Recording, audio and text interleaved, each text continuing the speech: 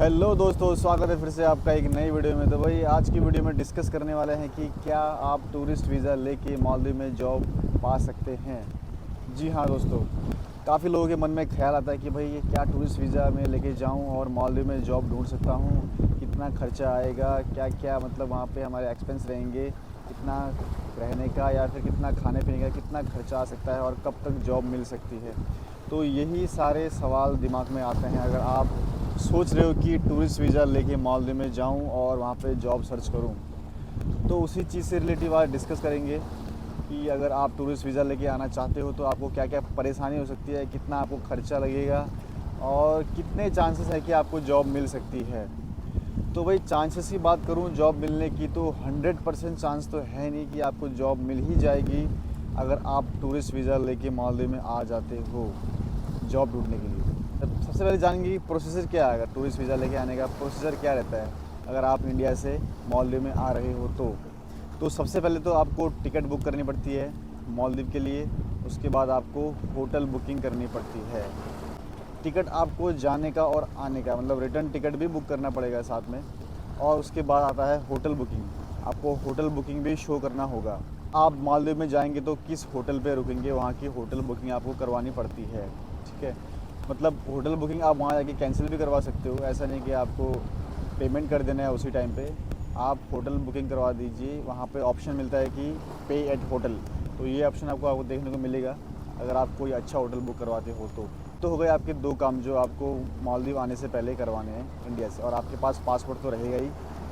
तो जैसे आप आओगे एयरपोर्ट में इंडिया के, तो वहाँ पे आपका चेकिंग किया जाएगा। चेक इन पे आपके पासपोर्ट वगैरह चेक किया जाएगा और वहाँ से आप सीधे आ जाओगे बोर्डिंग पास लेके। जैसे आप यहाँ पे आओगे मालदीव में तो बहुत से केसेस में पूछते हैं कि आप मालदीव क्यों आ रहे हो, क्या करने आए हो, कितने दिन तक रहोगे, कहाँ कहाँ घूमोगे, और यहाँ पे मतलब ऐसे कुछ क्वेश्चन पूछे जाते हैं नॉर्मली। जो भी मैं खर्चे बताऊँगा वो आपको इंडियन करेंसी में बताऊँगा, जिससे आपको कि कन्फ्यूज़न ना हो कि कितने पैसे खर्चे हो सकते हैं वहाँ पे। तो मतलब वन वे का आप 12 से 15 हज़ार रुपये टिकट मान के चलो। अगर तत्काल में आप टिकट बुक कर रहे हो तो टिकट थोड़ा महंगा ही पड़ता है, और जाने का भी उतना ही, आने जाने का मतलब टोटल 12 मतलब 30 हज़ार मान के चलो आप टिकट। ठीक है, और तत्काल में आप टिकट बुकिंग कर रहे हो तो 30 हज़ार तो आपका सिर्फ टिकट ही मान के चलो, मतलब मैक्सिमम, मतलब इतना तक हो सकता है। 25 भी हो सकता है, डिपेंड करता है अगर कहीं पे ऑफ़र है तो ऑनलाइन पे टिकट बुकिंग पे तो वो कम भी हो सकता है, 25 से 20 तक भी हो सकता है। कभी कभी ऑफ़र भी मिलते हैं फेस्टिवल में। तो इतना तो आप टिकट का मान के चलो। फिर आप जैसे यहाँ पे आप आओगे तो आपको जॉब ढूंढना है तो आपको कुछ टाइम तो लगेगा, लेकिन आप जैसे आप आओगे तो आपको आपके जो वीज़ा में जो आपके पासपोर्ट में है उसमें जो है कि 3 महीने का 90 डेज़ का मतलब वैलिडिटी रहता है। मतलब 90 डेज़ तक आप यहाँ पे घूम सकते हो, खा पी सकते हो आराम से, और आराम से यहाँ पे आप घूम सकते हो। तो 90 डेज़ का आपका वैलिडिटी रहता है। लेकिन बात आती है यहाँ पे खाने पीने और रहने के खर्चे के, तो कितना आपको यहाँ पे खर्चा खाने पीने का और रहने का आ सकता है। तो बात करूँ यहाँ पे, अगर आप शेयरिंग में भी अगर रूम लेते हो यहाँ पे, जो कि लॉज होते हैं यहाँ पे और गेस्ट हाउस होते हैं, ठीक है, तो वहाँ पे अगर आप रूम लेते हो शेयरिंग पे तो वहाँ पे 1 बेड का आपको पर मंथ का वहाँ पे आपको पड़ जाएगा 10 से 15 हज़ार तक पड़ जाएगा आराम से। मतलब अगर अच्छी क्वालिटी का, अगर सब कुछ, अगर वहाँ पे क्लीनिंग वगैरह सही रहेगी तो सब कुछ फैसिलिटी रहेगी। कहीं कहीं पे वाईफाई भी देते हैं, उसका अलग से आपको पेमेंट करना पड़ता है 1000 से 1200 का। और अगर आप एक अच्छा क्वालिटी का रूम, मतलब अच्छी क्लीनिंग वाला रूम आप सर्च कर रहे हो तो एक सिंगल बेड का आपको पड़ जाएगा वहाँ पे 10 से 12 हज़ार रुपये आप मान के चलो आराम से। मतलब एक महीने का बात कर रहा हूँ, 10 से 12 या फिर 15 हज़ार मैक्सिमम मान के चलो, 15 हज़ार आपको महीने का पड़ जाएगा वहाँ पे अगर आप रह रहे हो वहाँ पे। आपको खाने का अगर अगर बात करूँ, खाने का अगर आप खाना लगाते हो कहीं से तो 3 टाइम का खाना मिलता है, लंच, ब्रेकफास्ट और डिनर।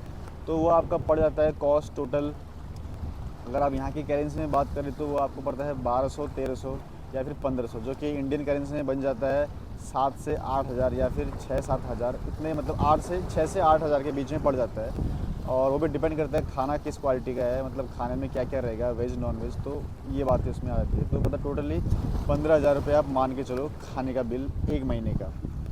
और उसके बाद बात आती है जॉब ढूंढने की। तो आप जैसे अगर आप आते हो तो यहाँ के फेमस जो आइलैंड है यहाँ पे, एक तो है माले और दूसरा है ब्लू माले, ये जो दो सिटी है मेन, यहाँ पे रेस्टोरेंट और कैफ़े होटल्स काफ़ी सारे मिलेंगे आपको, जो कि सिटी है माले और हुलू माले। ये दो सिटी काफ़ी फेमस है, यहाँ के आइलैंड जो काफ़ी फेमस है यहाँ पे, माले और हुलू माले। तो इन दो आइलैंड में आपको काफ़ी सारे मतलब जॉब की वैकेंसी रहती है और जॉब की यहाँ पे रिक्वायरमेंट रहती है। तो यहाँ पे आपको जॉब मिलने के चांसेस काफ़ी ज़्यादा हैं। तो अगर आप इंडिया से आने का प्लानिंग कर रहे हो यहाँ पे जॉब सर्च करने के लिए, तो भाई आपके अंदर कॉन्फिडेंस लेवल काफ़ी हाई होना चाहिए और पेशेंस होना ज़रूरी है, क्योंकि 2 दिन 3-4 दिन बहुत सारे दिन भी लग सकते हैं यहाँ पे आपको। और ऐसी कंडीशन पे आप क्या है कि काफ़ी डिमोटिवेट भी हो जाओगे, क्योंकि यहाँ पे गर्मी बहुत ज़्यादा है। यहाँ पे मतलब पैदल चलना तो काफ़ी मुश्किल रहता है, क्योंकि यहाँ पे गर्मी बहुत ज़्यादा पड़ती है।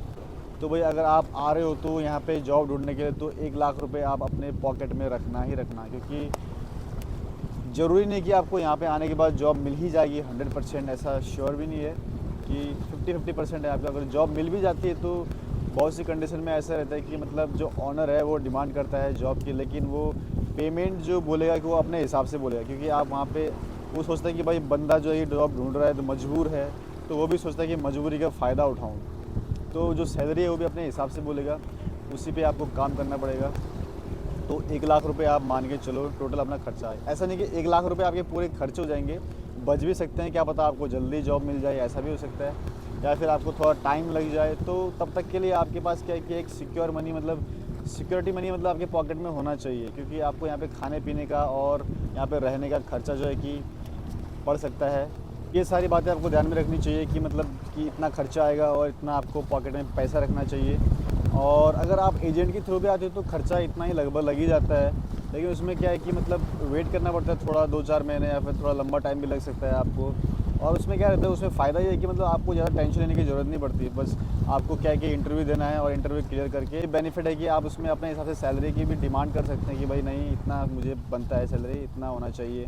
तो ये उसमें बेनिफिट रहता है कि उसमें आपको टेंशन लेने की ज़रूरत नहीं पड़ती अगर आप एजेंट के थ्रू आते हो तो एजेंट क्या करता है कि सीधा आपका डायरेक्ट इंटरव्यू करवाता है, आपको आपके डॉक्यूमेंट्स भी मतलब आपका CV वगैरह भी वो रेडी कर देते हैं, और मतलब टोटली मतलब उसमें ज़्यादा लफड़ा नहीं होता अगर आप एजेंसी के थ्रू आते हो तो मतलब उसमें एजेंसी वाले भी इतना ही उनका चार्ज होता है 1 लाख से 1.5 लाख के बीच में। अगर आप नॉर्मल कंपनी में आ रहे हो जैसे रेस्टोरेंट होटल्स या फिर किसी अन्य जॉब के लिए, तो आपको अपने अंदर कॉन्फिडेंस है, आपको लगता है कि भाई नहीं मैं खुद जाके जॉब ढूंढ सकता हूँ, एजेंसी वालों को पैसे नहीं देने, तो आप खुद आ सकते हो। अगर आप चाहते हो कि मुझे फालतू का लफड़ा नहीं चाहिए, कौन जाके धूप में जॉब ढूंढेगा, तो आप जो है कि एजेंसी के साथ जा सकते हो। तो ये थी कुछ बातें जो कि इस वीडियो में मैंने क्लियर कर दी है, और हमें जो भी भाई लोग मैसेज करते हैं कोशिश करता हूँ कि भाई रिप्लाई करूँ। तो भाई आज की वीडियो में बस इतना ही, मिलते हैं अगले वीडियो में किसी नई इन्फॉर्मेशन के साथ।